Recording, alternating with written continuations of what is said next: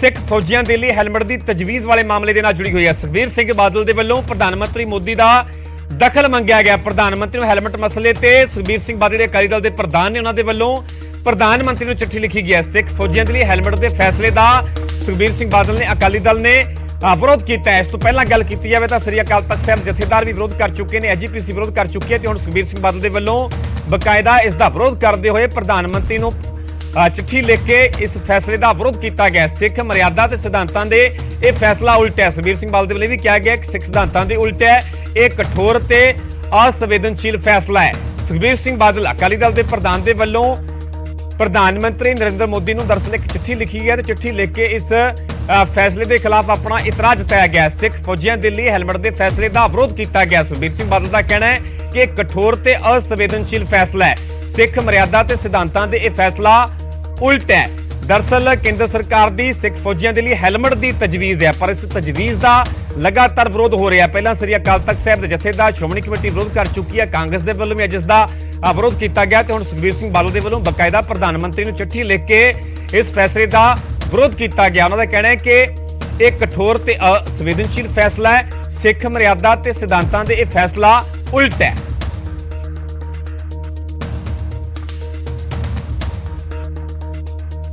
तो लगातार विवाद यह मसला गरमाउंदा होया नजर आ रहा है, जिथे कि पहले ही लगातार इसका विरोध हो रहा है। इस दे विचाले हुण अकाली दल के प्रधान सुखबीर सिंह बादल के वल्लों प्रधानमंत्री को चिट्ठी लिख के इस फैसले का विरोध किया गया। सीधे तौर पर इस तो पहला गल की जाए तो श्रोमणी कमेटी भी इस फैसले का विरोध कर चुकी है। श्री अकाल तख्त साहिब के जथेदार ज्ञानी हरप्रीत सिंह भी इसका विरोध कर चुके हैं, इस पिछे अपना तर्क भी दे चुके हैं। अकाली दल के प्रधान सुखबीर सिंह बादल के वल्लों प्रधानमंत्री नरेंद्र मोदी को चिट्ठी लिख के इस फैसले का विरोध किया गया। उन्होंने सीधे तौर पर कहा कि एक कठोर ते असंवेदनशील फैसला है। सिख मर्यादा ते सिद्धांतां दे उल्ट है। सिख मर्यादा ते सिख सिद्धांतां दा उन्होंने वल्लों हवाला दिता गया तो सीधे तौर पर इस फैसले का विरोध किया गया। दरअसल जिन्ने भी सिख फौजी ने उन्होंने वास्ते एक खास तरह के हैलमेट की केंद्र सरकार की तजवीज़ है, पर इस तजवीज़ को लैके हुण लगातार विरोध होंदा होया नजर आ रहा है। सिख फौजियां दे लई हैलमेट वाले केंद्र के फैसले का पंजाब कांग्रेस के वल्लों भी विरोध किया गया।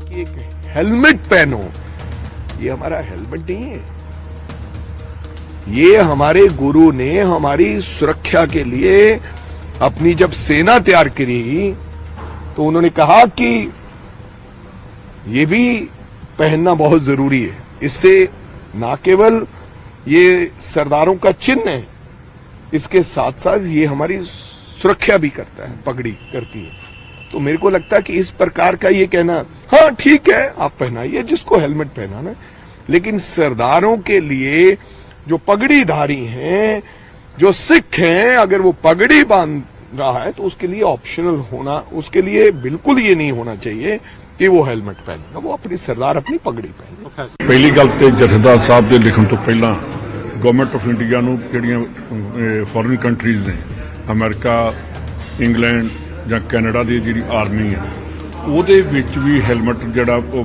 ਕੰਪਲਸਰੀ नहीं किया गया।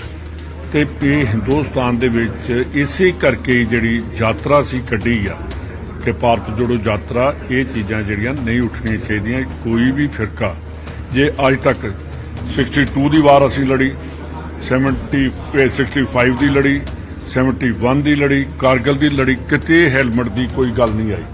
ਤੇ ਜਦੋਂ ਇਹੋ ਜਿਹੀਆਂ ਚੀਜ਼ਾਂ ਉੱਠਣ ਲੱਗਦੀਆਂ ਨੇ, ਇਹਦਾ ਸਟਰੋਂਗਲੀ ਮੈਂ ਕੰਡੈਮ ਕਰਦਾ ਔਰ ਕਦੀ ਵੀ ਇਹ ਚੀਜ਼ ਨਹੀਂ ਹੋਣੀ ਚਾਹੀਦੀ ਕਿ ਸਿੱਖ ਆਪਣੀ ਪੱਗ ਉਤਾਰ ਕੇ ਉਹਦੇ ਤੇ ਹੈਲਮਟ ਰੱਖੇਗਾ, ਕਦੀ ਵੀ ਬਰਦਾਸ਼ਤ ਨਹੀਂ ਹੋ ਸਕਦਾ। ਤੇ ਗਵਰਨਮੈਂਟ ਆਫ ਇੰਡੀਆ ਨੂੰ ਇਹਨੂੰ ਇਮੀਡੀਏਟਲੀ ਆਪਣੇ ਇਸ ਡਿਸੀਜਨ ਨੂੰ ਵਿਡਰਾ ਕਰਨਾ ਚਾਹੀਦਾ ਔਰ ਪ੍ਰਾਈਮ ਮਿਨਿਸਟਰ ਨੂੰ ਮਾਫੀ ਵੀ ਮੰਗਣੀ ਚਾਹੀਦੀ। ਅੱਗੇ ਵਧਾਂਗੇ ਤੇ ਗੱਲ ਕਰਾਂਗੇ ਕੱਚੇ ਮੁਲਾਜ਼ਮਾਂ ਦੀ, ਕਿਉਂਕਿ ਕੱਚੇ ਮੁਲਾਜ਼ਮਾਂ ਦੀ ਹੁਣ ਨੌਕਰੀ ਪੱਕੀ ਹੋਣ ਵਾਲੀ ਹੈ। ਦਰਅਸਲ ਮਾਨ ਸਰਕਾਰ ਦੇ ਵੱਲੋਂ ਕੱਚੇ ਮੁਲਾਜ਼ਮਾਂ ਨੂੰ ਲੋਹੜੀ ਦਾ ਤੋਹਫਾ ਦਿੱਤਾ ਗਿਆ। ਪੰਜਾਬ ਸਰਕਾਰ ਦੇ ਵੱਲੋਂ ਵੱਡਾ ਫੈਸਲਾ ਲਿਆ ਗਿਆ ਹੈ ਕਿ 6000 ਤੋਂ ਵੱਧ ਮੁਲਾਜ਼ਮ ਹੁਣ ਪੱਕੇ ਕੀਤੇ ਜਾਣਗੇ। ਸੀਐਮ ਮਾਨ ਦੇ ਵੱਲੋਂ ਟਵੀਟ ਕਰਕੇ ਇਸ ਬਾਰੇ ਜਾਣਕਾਰੀ ਸਾਂਝੀ ਕੀਤੀ ਗਈ। ਉਹਨਾਂ ਨੇ ਕਿਹਾ ਕਿ ਕੱਚੇ ਮੁਲਾਜ਼ਮਾਂ ਨੂੰ ਪੱਕੇ ਕਰਨ ਦਾ ਰਸਤਾ ਸਾਫ਼ ਹੋ ਗਿਆ। ਸਰਕਾਰ ਜਲਦ ਇਸ ਦੇ ਨਾਲ ਜੁੜੇ ਹੋਏ ਵੇਰਵੇ ਵੀ ਸਾਂਝੇ ਕਰੇਗੀ। ਦਰਅਸਲ ਕੱਚੇ ਮੁਲਾਜ਼ਮਾਂ ਦੇ ਵੱਲੋਂ ਲਗਾਤਾਰ ਉਹਨਾਂ ਨੂੰ ਰੈਗੂਲਰ ਕਰਨ ਦੀ, ਪੱਕਿਆਂ ਕਰਨ ਦੀ ਮੰਗ ਕੀਤੀ ਜਾ ਰਹੀ ਹੈ ਤੇ ਲੋਹੜੀ ਦੇ ਤਿਉਹਾਰ ਤੇ ਮਾਨ ਸਰਕਾਰ ਦੇ ਵੱਲੋਂ ਇਹ ਵੱਡਾ ਤੋਹਫਾ ਦਿੱਤਾ ਗਿਆ। ਕੱਚੇ ਮੁਲਾਜ਼ਮਾਂ ਨੂੰ 6000 ਤੋਂ ਵੱਧ ਮੁਲਾਜ਼ਮ ਹੁਣ ਪੱਕੇ ਕੀਤੇ ਜਾਣਗੇ। सीएम मान ने ट्वीट करके जानकारी दी है कि पक्के करने का रास्ता साफ हो चुका है तो सरकार इस जुड़ी हुई सारी डिटेल भी जल्द साझी करेगी। ਸੀਐਮ ਮਾਨ ਨੇ ਟਵੀਟ ਕਰਦੇ ਲਿਖਿਆ ਕਿ ਅੱਜ ਲੋਹੜੀ ਦੇ ਤਿਉਹਾਰ ਮੌਕੇ ਇੱਕ ਹੋਰ ਖੁਸ਼ਖਬਰੀ ਤੁਹਾਡੇ ਨਾਲ ਸਾਂਝੀ ਕਰ ਰਹੇ ਹਾਂ। ਸਾਡੀ ਸਰਕਾਰ ਲਗਾਤਾਰ ਲੋਕ ਪੱਖੀ ਫੈਸਲੇ ਲੈ ਰਹੀ ਹੈ ਤੇ ਇਸੇ ਕੜੀ ਦੇ ਵਿੱਚ 6000 ਤੋਂ ਵੱਧ ਕੱਚੇ ਮੁਲਾਜ਼ਮਾਂ ਨੂੰ ਪੱਕੇ ਕਰਨ ਦਾ ਰਸਤਾ ਸਾਫ਼ ਹੋ ਗਿਆ ਹੈ। ਵੇਰਵੇ ਜਲਦੀ। ਲੋਹੜੀ ਦੀਆਂ ਮੁਬਾਰਕਾਂ। ਜਿੱਥੇ ਲੋਹੜੀ ਦੀਆਂ ਮੁਬਾਰਕਾਂ ਸੀਐਮ ਮਾਨ ਦੇ ਵੱਲੋਂ ਦਿੱਤੀਆਂ ਗਈਆਂ ਤੇ ਉੱਥੇ ਕੱਚੇ ਮੁਲਾਜ਼ਮਾਂ ਨੂੰ ਵੱਡੇ ਤੋਹਫੇ ਦਾ ਵੀ ਐਲਾਨ ਕੀਤਾ ਗਿਆ। ਵੱਡਾ ਫੈਸਲਾ ਵੀ ਜਿਹੜਾ ਮਾਨ ਸਰਕਾਰ ਦੇ ਵੱਲੋਂ ਲਿਆ ਗਿਆ।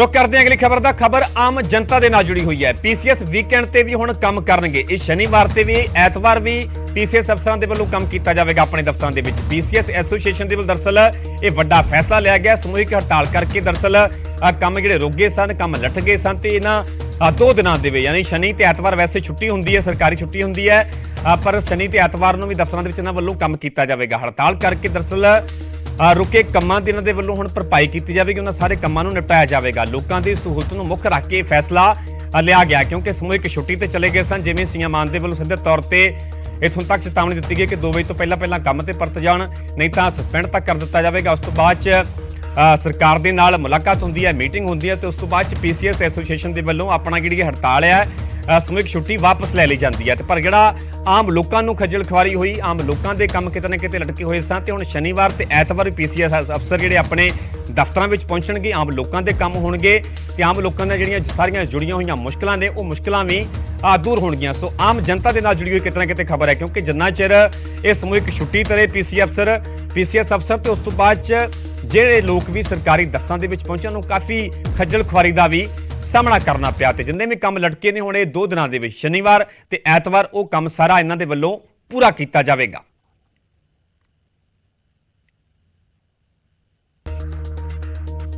ਅੱਗੇ ਵਧਾਂਗੇ ਤੇ ਗੱਲ ਕਰਾਂਗੇ ਸਾਬਕਾ ਮੰਤਰੀ ਦੀ। ਵਿਜੀਲੈਂਸ ਦੀ ਟੀਮ ਸਾਬਕਾ ਮੰਤਰੀ ਸੁੰਦਰ ਸ਼ਾਮ ਅਰੋੜਾ ਨੂੰ ਲੈ ਕੇ ਮੋਹਾਲੀ ਦੇ ਇੰਡਸਟਰੀਅਲ ਏਰੀਆ 9 ਫੇਜ਼ ਦੇ ਵਿੱਚ ਪਹੁੰਚੀ ਜਿੱਥੇ ਪਲਾਟ ਘੁਟਾਲੇ ਨੂੰ ਲੈ ਕੇ ਉਹਨਾਂ ਤੋਂ ਪੁੱਛਗਿੱਛ ਕੀਤੀ ਗਈ।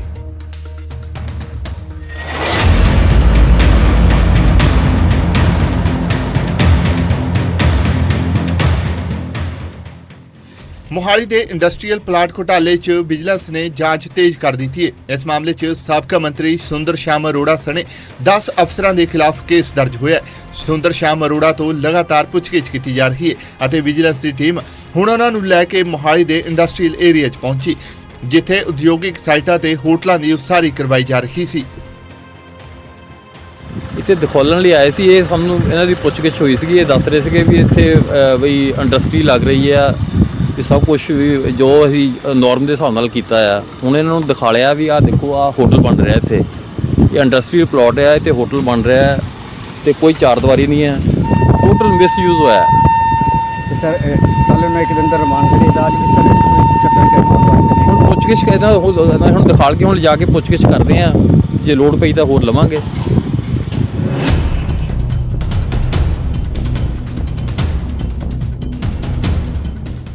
एक पासे विजिलेंस ने जांच तेजी लियांदी तां दूजे पासे न्यूज़ 18 की टीम भी इंडस्ट्रीयल एरिया फेज 9 च ग्राउंड जीरो ते पहुंची अते सच जानने की कोशिश की।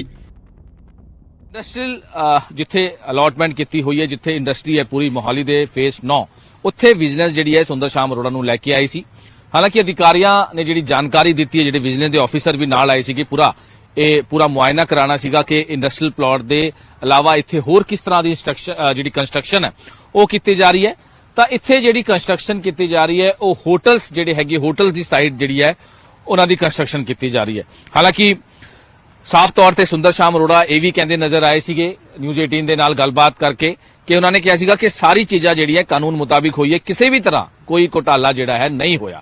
लेकिन विजिलेंस हुण जब इन्वेस्टिगेशन कर रही है तो कई चीज़ों का खुलासा हुण हो रहा है। हालांकि विजिलेंस के अधिकारियों वालों जानकारी दी गई है कि जिहड़ी भी कंस्ट्रक्शन हो रही है, होटल साइट्स की कंस्ट्रक्शन हो रही है, आखिर इन्हां दी परमिशन किस तरह दी गई, क्यों दी गई, किने दी, ये सारी चीज़ों का हुण पॉइंट टू पॉइंट इन्वेस्टिगेशन जिहड़ी है, इंटेरोगेशन जिहड़ी है लगातार हो रही है। तो दस दिए कि इंडस्ट्रीयल प्लॉट स्कैम नूं लैके सुंदर श्याम अरोड़ा समेत 10 लोगों के खिलाफ मामला दर्ज होया सीगा जिहदे विच जिहड़े उत्थे दे ऑफिसर सीगे और नाल दे नाल जिहड़ी गिरफ्तारियां होई सी, पुछगिछ कई चीज़ां सामने आई ते हुण सुंदर श्याम अरोड़ा नूं रोपड़ जेल तो पुछगिछ वास्ते भी इत्थे लाया गया ते साइड ते भी लैके आया गया। तुहानूं दस दिए कि ये इंडस्ट्रीयल प्लॉट्स की जमीन है।